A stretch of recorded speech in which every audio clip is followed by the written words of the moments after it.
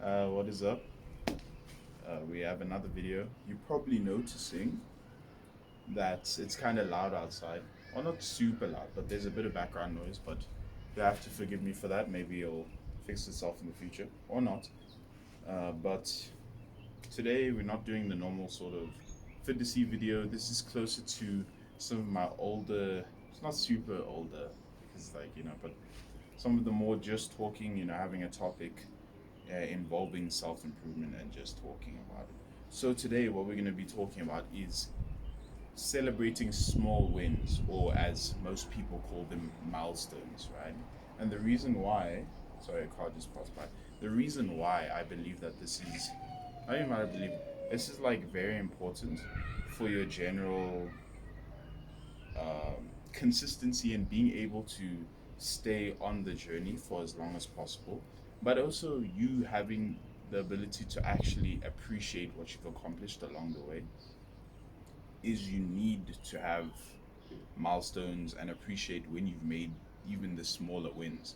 Because what's very easy to happen along the journey is that you focus too much on the big goal and you kind of don't really pay attention when you achieve the things along the way, right? So in my case, my goal is to have abs, and I believe I'll have abs even once I reach like 76, 75 kgs, right?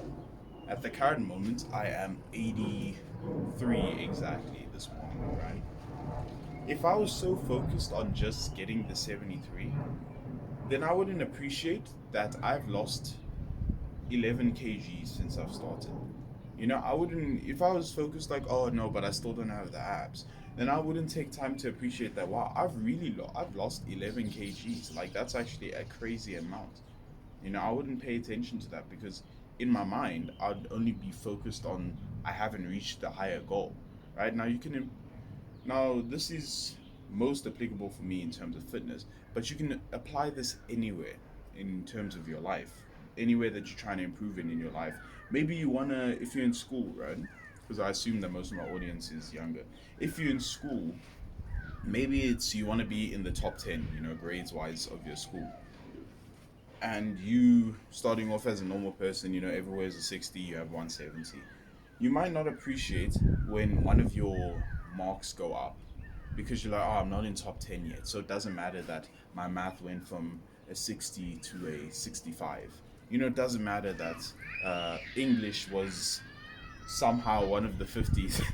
English was one of the 50s and now it's a 60. You won't appreciate it because in your mind, you're like, it doesn't matter because I'm not in the top 10, right? Even if you're not trying to be in the top 10, if you're just trying to get like a distinction for it, you might be like, oh, it doesn't matter.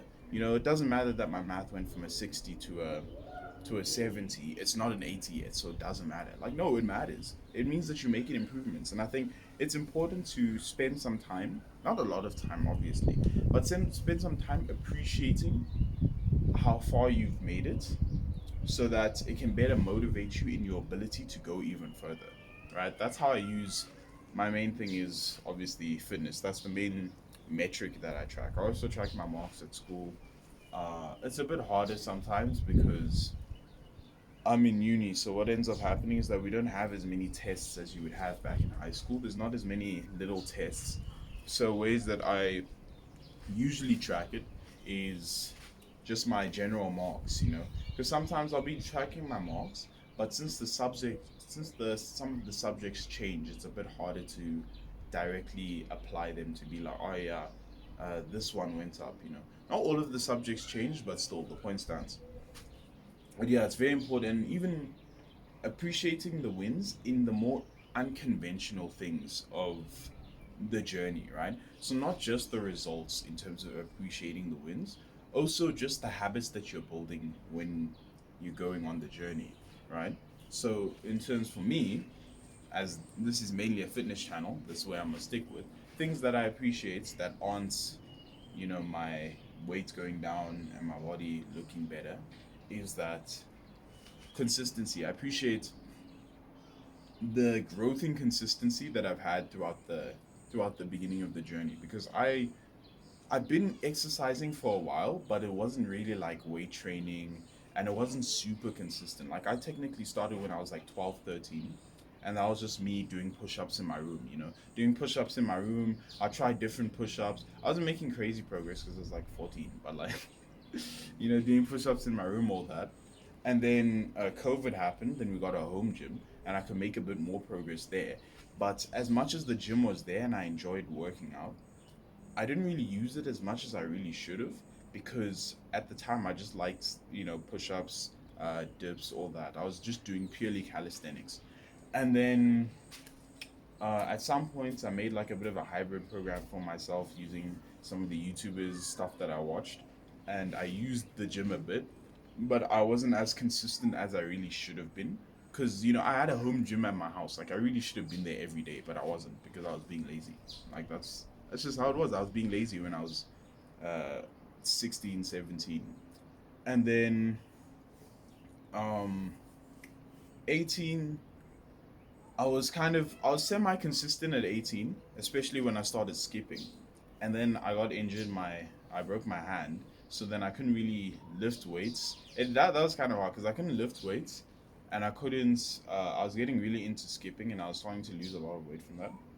But because my hand was broken, I couldn't actually grip the skipping rope.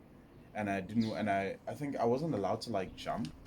Like I couldn't jump because kind of like shaking the hand a lot and shit like that. So the point is, I follow forbid in terms of exercising a lot. I think the thing that I do squats, but there will be bodyweight squats, but I'll be doing squats and shit in my room, not a lot though.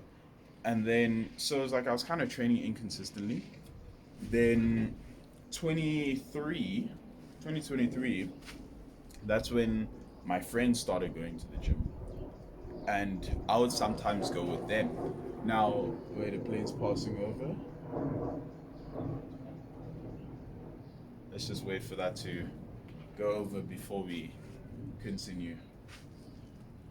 Alright, cool. So, my friends started going to the gym, but for me, I didn't have like I only had Uber, and Ubers are expensive, so I'd go like inconsistently as well, right? So throughout 23, I'd go in consistently to the gym, but I'll work out sometimes at home, do push-ups. That's where I started getting more consistent with my training. Because as much as I couldn't go to the gym all the time, I could go to the gym sometimes. Then since I had like goals within the gym, it made me more consistent at home, right? So I started doing burpees. I started doing more dips. Counting my dips. Doing leg raises, all that. And then that's also like the second half of last year. That's when I started losing weight, right? Because I was 84 kgs back then, and then I started losing weight, and then this year it was a bit of the same. Then I got a car, which let me go more consistently, and that's where my consistency really improved. Because since I could travel there myself with like much less cost than before, I was able to go every day. Now, did I go every day? No. I tried to do what's it called, push pull legs. 6 day week, 3 days, 3 days. Didn't work. The workouts were too long, and when I wanted to focus on certain muscle groups, it didn't work so well. So then I switched to a 4 day cycle, and that one I was really consistent with, and it's the one that I still use now. And then now it's a bit of a 6 day one, but it's like I do the 4 days of actual like pushing weights, and then the last 2 days I'm just doing cardio. I just go for the cardio. But yeah, that's something to appreciate, like the progression of my consistency. That's something that you should like look at, be like that, because that's something that's improved. You more consistent. My diet, consistency within my diet. That's something that's improved as time has gone on, and as I've tried different diet models, finding the one that works the best, is the most efficient and causes the least problems. Because obviously, I'm still kind of on the journey of figuring out one that will be like the final one. But throughout the journey, I've tested out certain things, certain diet models, certain practices within my diet that have either worked for some time and then have a big fall off, or don't work at all, or work very well. So right now, I'm in that work. I'm using the things that work very well. But that's something to look at, to be like, that's the milestone. You're looking inside, my diet is better than it was before. My There's things that I've cut out. that I didn't before, and that's something to look at and be like, that's a small victory. I'm not looking at the car. Yeah, I keep on looking at myself, but that's something to look at and be like, that's a small victory. I don't eat KFC anymore. That's a thing that I don't eat anymore, like at all. I don't eat fried chicken. The only fried chicken I have is like a Rocco Mamas every now and then. But I don't eat KFC. That's been cut out of my diet completely. Why? Because I realized that like it would mess up my skin. Like my, I have very oily skin, so things like that, super high fatty oil contents like like the KFC fried chicken, chicken legs, shit like that. It gives me a breakout. Like not even I don't need to wait for that breakout. Like on the day I'll have it. So it's actually really bad. And beginning of the year I decided I'm not gonna do that. I like when my skin's clear. I don't like when my skin's all inflamed and has all the bumps and stuff. I wanna look better.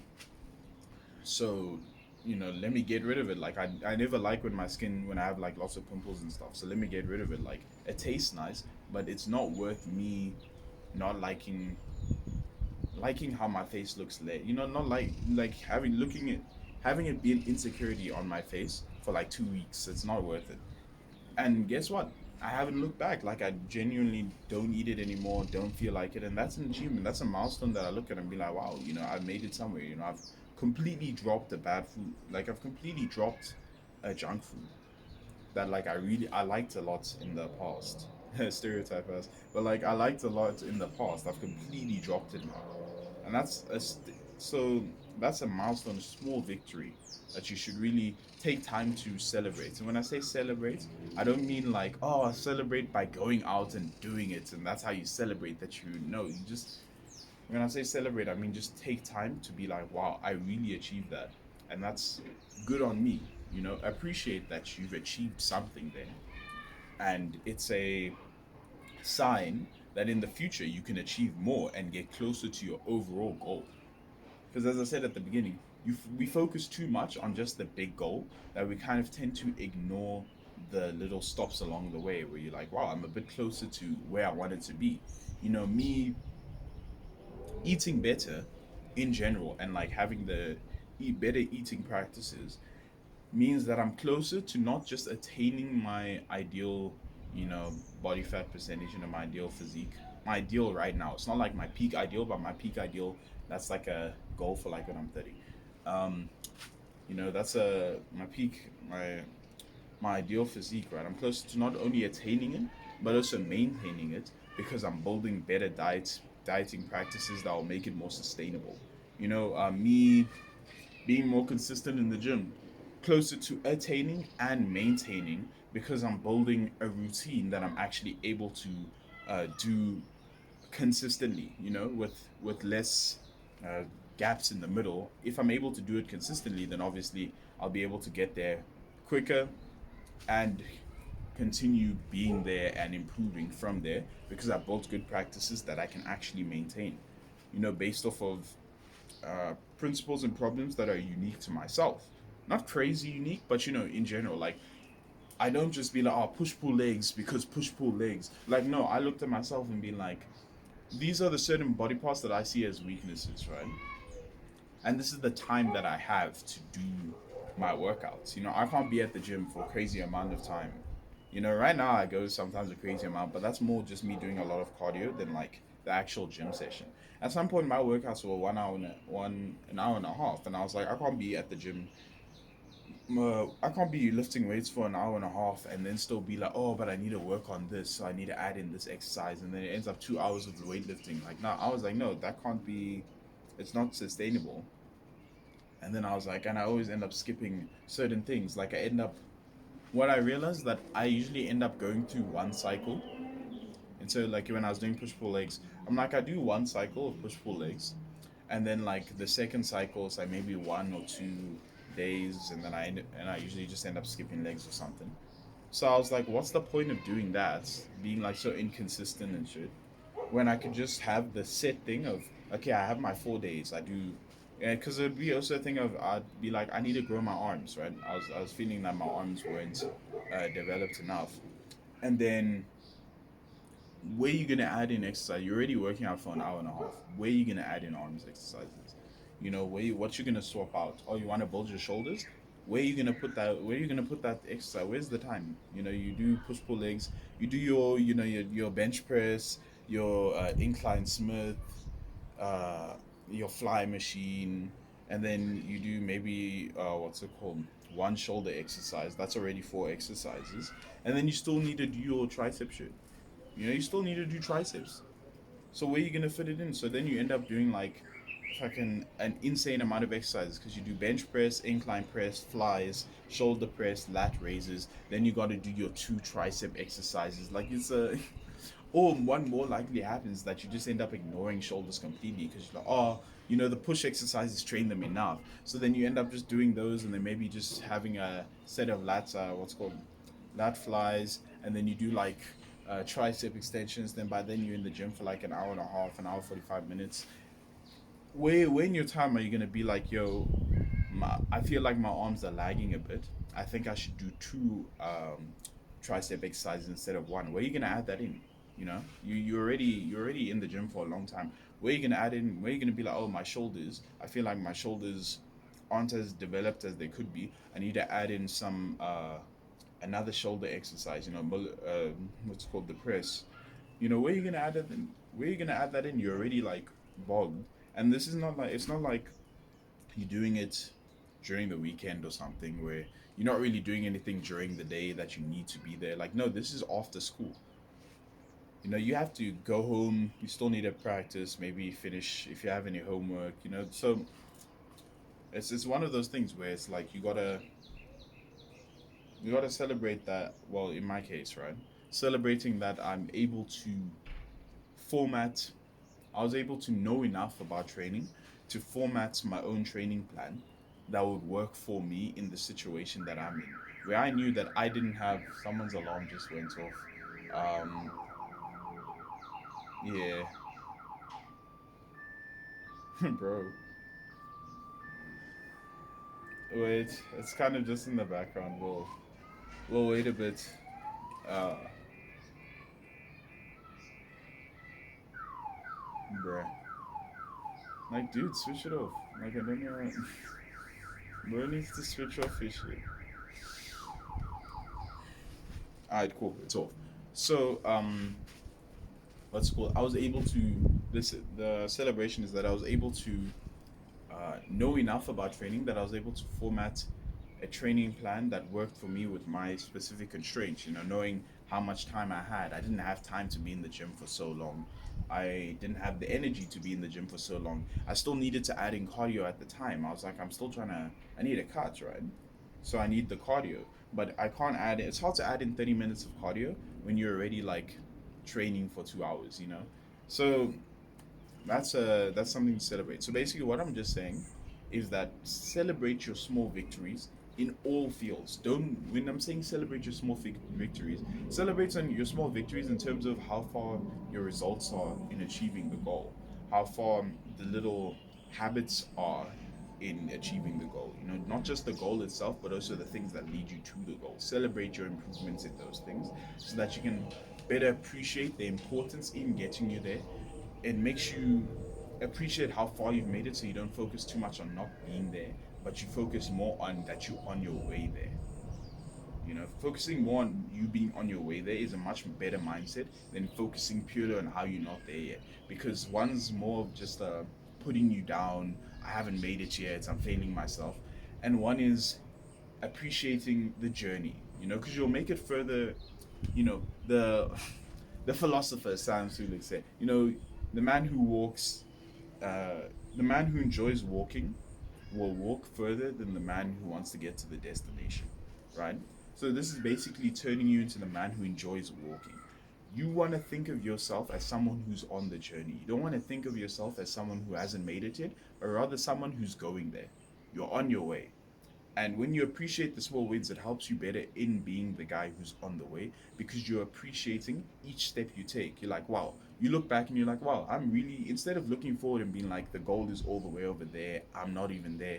You look back and think, wow, I've really made it this far and I'm still walking. I still have further to go. And then it makes you excited for the future because you're thinking of, wow, if I'm here now, right? And I'm doing what I'm doing now. I'm eating well like this, and I'm eating well and still like figuring out how to eat better, figuring out how to make the diet work for me. I'm training this consistently, and I'm still figuring out how to make myself train even more consistently. Maybe adding in more training days, maybe things that I can do at home. Maybe I can't go to the gym every single day, but maybe there's things I can do at home on the days that I'm not at the gym. Maybe there's stretches that I can do which will make me better overall, give me better overall health. Um, Maybe there's ways that you can, what was it, eating thing?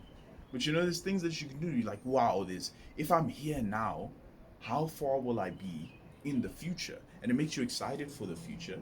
And yeah, that's a great thing. It'll make you more likely to stick to it because you're always thinking of what you could be rather than what you're not.